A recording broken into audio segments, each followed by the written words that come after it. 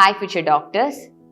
Future doctor എന്ന് ഞാൻ നിങ്ങളെ വിളിക്കുന്നത് എനിക്ക് നിങ്ങൾ പഠിച്ച് ഡോക്ടർ ആകും എന്ന് നല്ല വിശ്വാസമുള്ളത് കൊണ്ടാണ്.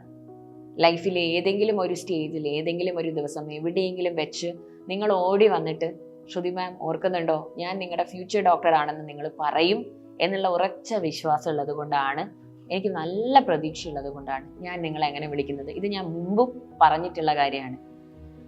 സോ നമ്മൾ അങ്ങനെ എല്ലാ കാര്യങ്ങളും തീർത്തു. നമ്മൾ നമ്മുടെ പ്രിപ്പറേഷൻ അടിപൊളിയായി തീർത്തു. ഇനി നമ്മൾക്ക് നീറ്റ് എക്സാം ഹാളിലേക്ക് കടന്നു ചെല്ലണം. നമ്മുടെ എക്സാമിൽ നമ്മളുടെ ബെസ്റ്റ് കൊടുക്കണം. അതാണ് നമുക്കിനി ബാക്കിയുള്ളത്.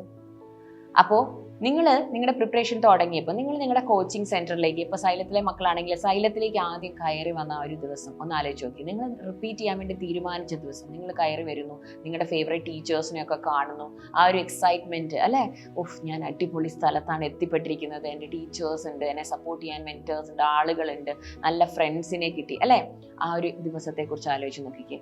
അപ്പോൾ നമ്മളപ്പോൾ ഒരു ചെറിയ ഒരു വിത്ത് പോലായിരുന്നു, മണ്ണിൽ വീണ് കിടക്കുന്ന ഒരു വിത്ത് അല്ലേ, ഒരു ക്ലൂലെസ് ആണ്, എവിടെ തുടങ്ങണം എന്നറിയില്ല, ബേസ് ഇല്ല, എങ്ങനെ വളരണം എന്നറിയില്ല അല്ലേ.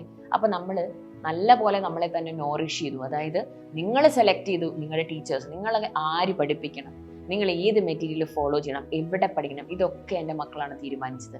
നിങ്ങളെ തന്നെ നോറിഷ് ചെയ്തു അല്ലേ. എൻ്റെ പതുക്കെ നമ്മൾ വളരാൻ തുടങ്ങി. ആ സീഡ് ഇങ്ങനെ ജെർമിനേറ്റ് ചെയ്ത് വരുന്നത് പോലെ എൻ്റെ മക്കൾ പതുക്കെ വളർന്ന് വരാൻ വേണ്ടി തുടങ്ങി.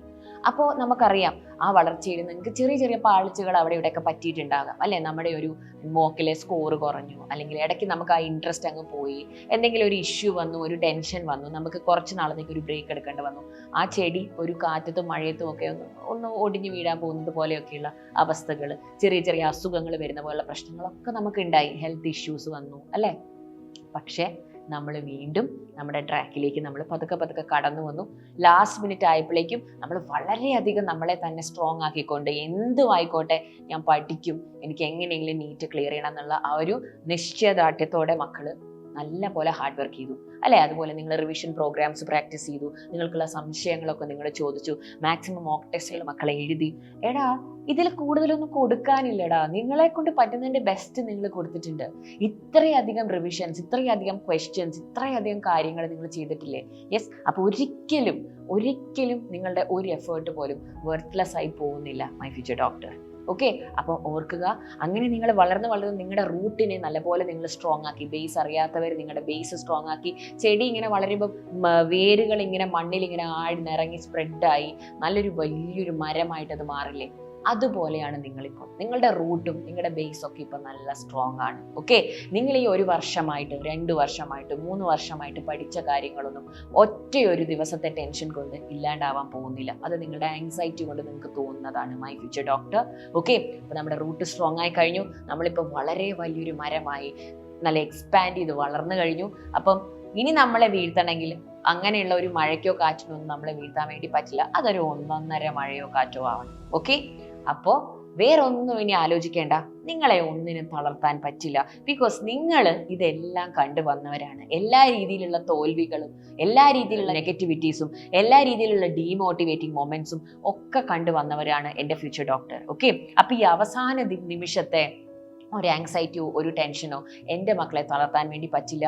ബിക്കോസ് നിങ്ങൾ അത്രയ്ക്ക് പ്രഷ്യസ് ആയിട്ടുള്ള മക്കളാണ്. നിങ്ങളൊക്കെ എൻ്റെ ഫ്യൂച്ചർ ഡോക്ടേഴ്സാണ്. So my future doctor, I am wishing you from the deepest part of my heartfelt wishes to you. NEET exam ഹാളിൽ നിങ്ങളുടെ ഫൈനൽ ഫൈറ്റ് നിങ്ങൾ ബെസ്റ്റായിട്ട് ചെയ്യട്ടെ.